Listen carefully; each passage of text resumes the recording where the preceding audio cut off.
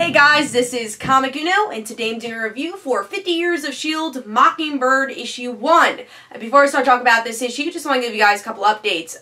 This week, tomorrow, I have a live show for Like Father Like Daughter's Kickstarter. It's going to be tomorrow at 8 o'clock p.m. Eastern Time. It's going to be a Q&A, so join me for that. And also, the Kickstarter for Like Father Like Daughter launches tomorrow, so get excited for that. Also, I have Comic Uno episode 111, and that's the show where I review all the comics I read this week in one show. And here are the exclusive comics. We got Broken World, issue 4, Plutona, issue 1, We Can Stand on Guard, issue 3, Just as Gods Among Us, issue 9, Silver Surfer, issue 14, Jupiter's Circle, issue 6, and The Flash Season 0, issue 12. So if you want to go check out all those reviews, go to Comic Uno, episode 111.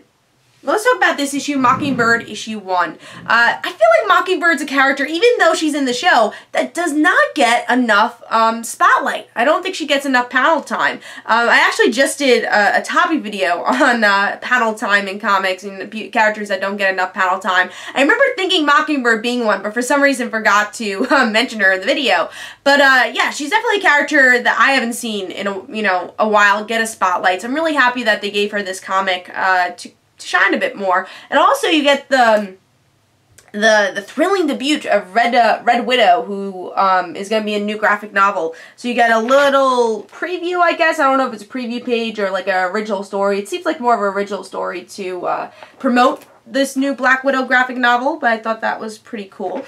But let's talk about the Mockingbird story first. First of all, let me say that the artwork is gorgeous. It's the same artist as Lady Killer, a really great miniseries from Dark Horse. I really enjoyed that, and just beautiful artwork. I think it fits the story very well. Love it, love it, love it, love it. So great artwork for that beginning story, and also great artwork for this secondary story also with the Red Widow story. Was really pleasantly surprised by that, because I didn't even know this Red Widow story was in this issue, and I, saw it when I saw the cover, and I was like, oh, cool, I guess I'll learn more about this new character. But very good artwork for both stories, which I think is rare. When there's a lot of stories, sometimes it's like, oh, the secondary story has horrible artwork, or the first story has really good artwork. Usually it's like a balancing act, but here you have beautiful artwork for both stories.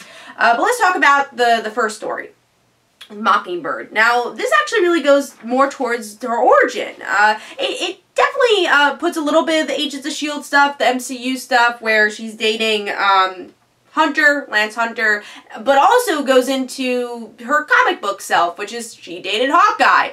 She was married to Hawkeye, and she is, a scientist, and it focuses on that more. She's not a scientist in the television show, but in the comic she is. So I thought they balanced both stories, or, both interesting elements of the character into this story, and I think Marvel's been doing a good job in general with balancing like Daisy's story with the Daisy we know from the comic and the Daisy we know from the TV show. I think they've been doing a good job. So with this issue we get to see that one of Mockingbird's close teachers died. So she has to figure out, alright, how did she die? It seems like that her son killed her.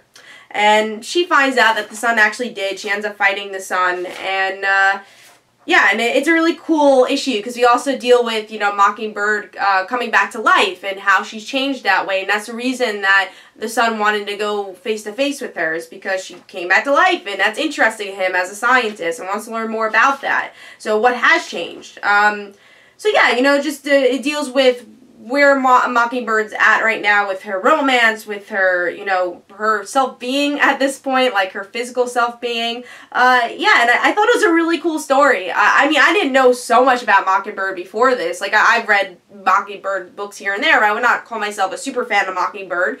And I felt like I learned a lot about the character, and I feel if you're a Mockingbird super fan, you're going to like this too, because, again, it adds elements from the show, but it really sticks to who Mockingbird is. And she was a scientist, but now she's not, and she did rise from the dead. What is that like? I really like this theme of patterns, and they really fit that well, especially with the artwork, where she ends up falling down and seeing patterns. And then one of my favorite scenes of this issue too is that she pretends that she's psychic, and she actually just uses her spy smartness to guess the son's you know, card he's gonna pick. It's like, oh, well, what playing card are you thinking of? And she guesses it right, and does the same thing with her boyfriend. So I thought that was cool. There's a lot of good humor in this issue too. I just thought it was a really good balance. Really enjoyed it. And then the secondary story with Red Widow was really interesting. Also, we get to see that this girl who's homeless, she has a friend, and she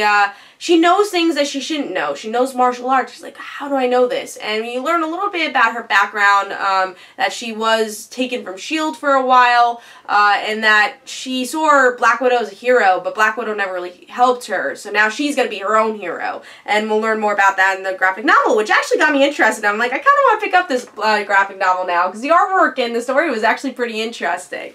Overall, I really enjoyed this. The artwork was really good for both stories. The story was really good for both.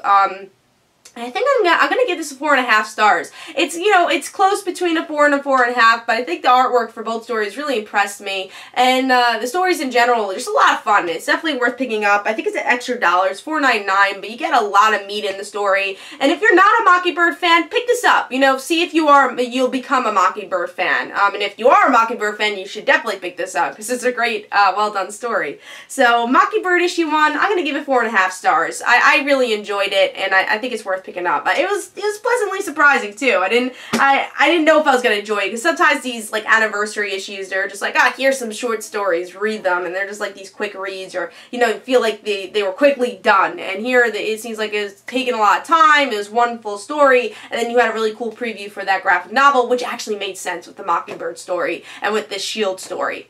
So yeah, 4.5 stars. I say pick it up. This is Comic Uno. Don't forget to follow me on Twitter. Don't forget to like my Facebook page. Also, description below, there's links from my comic book, Like Father Like Daughter. Don't forget to like the Facebook page of Like Father Like Daughter. I'll see you guys later.